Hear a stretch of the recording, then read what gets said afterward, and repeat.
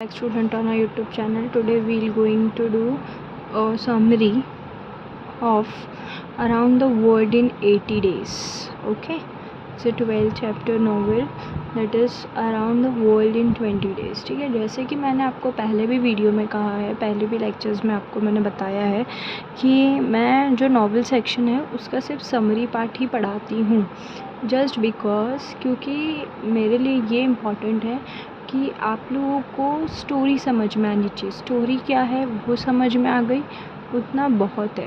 Okay, तो मैं आप लोगों के साथ अभी नॉवेल सेक्शन में सिर्फ समरी शेयर करती हूँ। ओके, तो let's begin.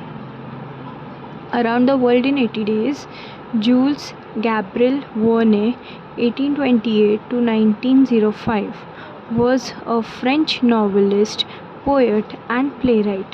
Verne wrote widely popular series of adventure novels including Journey to the Center of the Earth 1864, 20,000 Leagues Under the Sea 1870 and Around the World in 80 Days in 1873. Okay, तो इसके writer कौन है?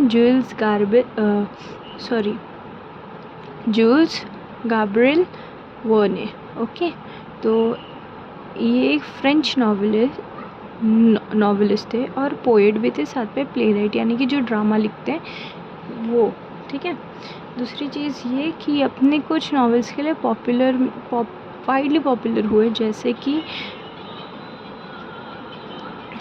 कि centre of the earth, 20,000 leagues under the sea और around the world in 80 days. Okay, Verne is generally considered a major literary author in France and most of Europe. Verne has been the second most translated author in the world. ठीक है, ये अपने काम के लिए जाने जाते थे। ठीक है, कहाँ पे? फ्रांस में और यूरोप में। और ये सब सेकंड मोस्ट ऑथर थे जो ट्रांसलेशन के लिए जाने जाते थे, मतलब इनके जो ट्रांसलेशन थे वो ज़्यादा अच्छे थे।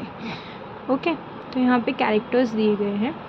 पे कैरेक्टर्स हैं, major character Phileas Fogg, Passepartout, Aouda, detective Fix. Okay, minor character sir Francis Cromarty, John Burnsby, the reformer club member, the Parsi guide, Colin Step Protector, Mr. Camofield, Mr. Mandyboy, Elder William H. Mugday, Captain Speedy. Okay, तो let's begin with the theme. इसका theme क्या है, हम लोग theme discuss करते हैं। I hope आप लोगों को दिख रहा हो। Okay, theme. The novel is full of adventure and the excitement which the reader come across and enjoy from the beginning to the end. Phileas Fogg, the major character in the novel, accepts the challenge to go around the world in 80 days, and it accomplishing this feat, he goes through various lands and meet with diverse adventures. Thus, the novel proceeds at the fast pace and there is always some excitement resulting from the various encounter. Okay, तो ये novel ये बता रहा है कि full of adventure भरा novel है। ठीक है, जब सामने वाला रीडर जब पढ़ता है तो उसे सिर्फ एक्साइटमेंट होती है, मतलब आगे क्या। वो रीडर जो है वो कम्प्लीटली जब भी नॉवल पढ़ेगा तो उसको क्या होगा, एन्जॉय करेगा। इसमें जो सबसे मेन कैरेक्टर है उसका नाम क्या है, फिलिप्स फॉग। वो एक चैलेंज एक्सेप्ट करता है, वो ये एक्सेप्ट करता है कि 80 डेज़ में वो पूरी वर्ल्ड को घूमेगा, यानी कि पूरा वर्ल्ड जो है वो 80 डेज़ में कंप्लीट करेगा घूमकर। ठीक है, यहाँ पे some excitement resulting from the various encounters. The beauty of the novel is that the writer takes the reader to a journey of many hair-raising incidents and exciting adventure, thrilling yet beautiful place in the world. Okay, तो यहाँ पे क्या बोला गया है कि इस novel की ब्यूटी ये है कि जो ऑथर है वो हमको एक जर्नी पे लेके जाता है, एक ऐसी जर्नी कि जहाँ पे एक्साइटमेंट भी है, जहाँ पे एडवेंचर भी है, जहाँ पे थ्रिल भी है और ब्यूटीफुल ब्यूटीफुल प्लेसेस भी है। ठीक है, तो वो पढ़ने में बहुत मज़ा आता है।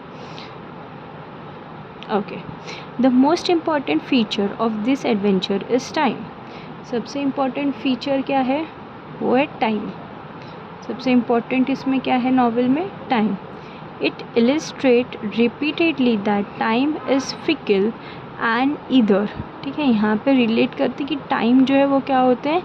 फिकल होते हैं, यानी कि अनसर्टन होते हैं। टाइम हमेशा एक जैसा नहीं होता है। ठीक है, वो अपने हिसाब से चलता है।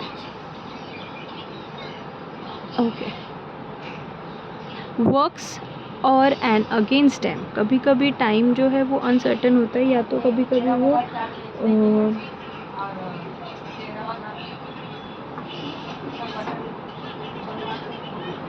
काम जो है वो क्या होता है, कभी कभी पॉजिटिव भी जाता है टाइम हमारा और कभी कभी नेगेटिव भी जाता है। Okay, in many cases time foils the plans when the delay build up and ship the train leave without them. कभी कभी क्या हो जाता है, हमारे प्लान्स हमारे हिसाब से ही नहीं चलते। टाइम जो रहता है ना, वो टाइम ऐसा होता है कि हमको ही छोड़कर वो आगे बढ़ जाता है। ठीक है, ये सही बात है। That sometimes lands the character in trouble. उसके वजह से क्या हो जाता है कि जो चीज़ें हैं वो क्या हो जाती है, प्रॉब्लम में आ जाती है। ठीक है, in the end Fogg wins the bet as he gained a day when crossing the international date line. The ultimate message is that no one can control time, will work the way it want to work and humans are at its mercy। ठीक है, तो fog ये बताया गया है story में कि fog जो है वो अपना जो चैलेंज रहता है वो कंप्लीट कर लेता है। किस चीज़ से? इंटरनेशनल डेट और टाइम के थ्रू से वो कंप्लीट कर लेता है। बट एक चीज़ हमको ये सीखने मिलती है कि हम टाइम के कंट्रोल में जी रहे हैं। मतलब ह्यूमन जो है वो समय की दया पे चल रहा है, यानी कि समय जब दया दिखा रहा है तब जाके हम ह्यूमन बीइंग उसके दया पे चल रहे हैं। Okay, before this journey around the world fog lived a solitary life. ये जो जर्नी थी इसके पहले फॉग जो था वो कैसे जीता था लाइफ? एकदम रईसों वाला। He closed himself off to other and cared little about the way he was perceived by other people. By the end of the trip, though, he recognized the importance of human connection, both in the form of love with Oda and friendship and loyalty with Passepartout.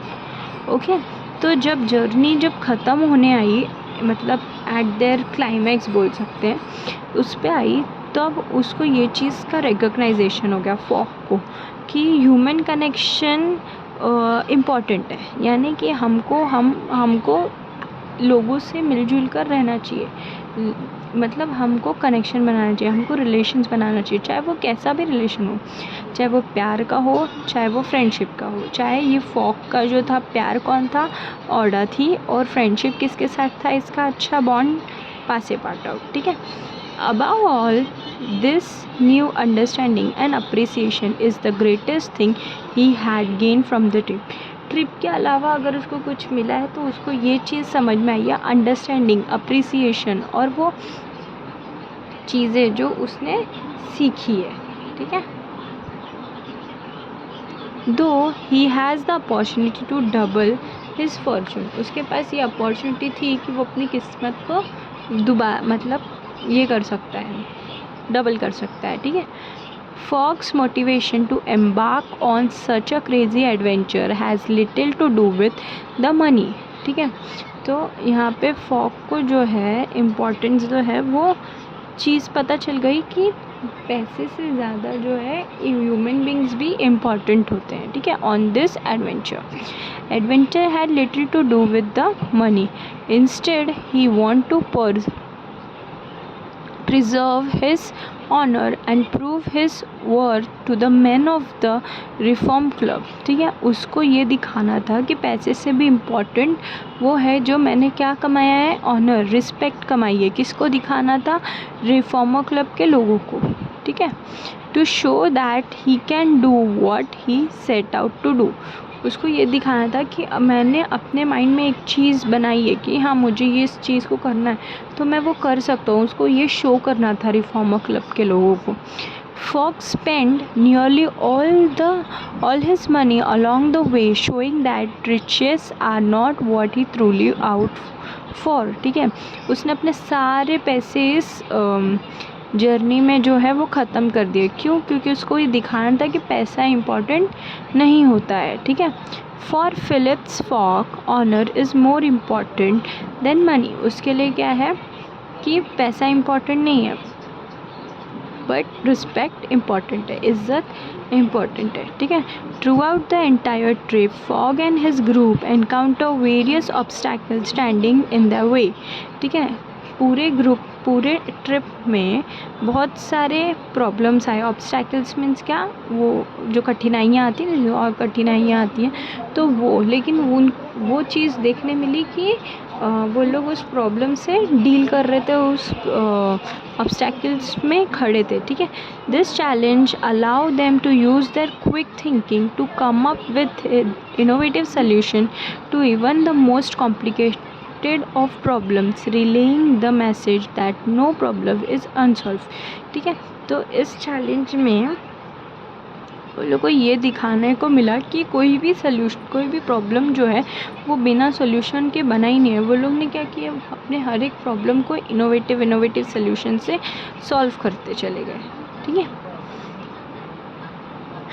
It is not only Fogg who show his clever wit in upcoming with solution, ठीक है। सिर्फ fog ही ऐसा नहीं था जो अपनी clever mind को दिखा रहा था सॉल्यूशन के साथ, बल्कि पासे पार्ट आउट यानी कि उसका फ्रेंड जो था वो भी इस चीज़ को शो कर रहा था, ठीक है।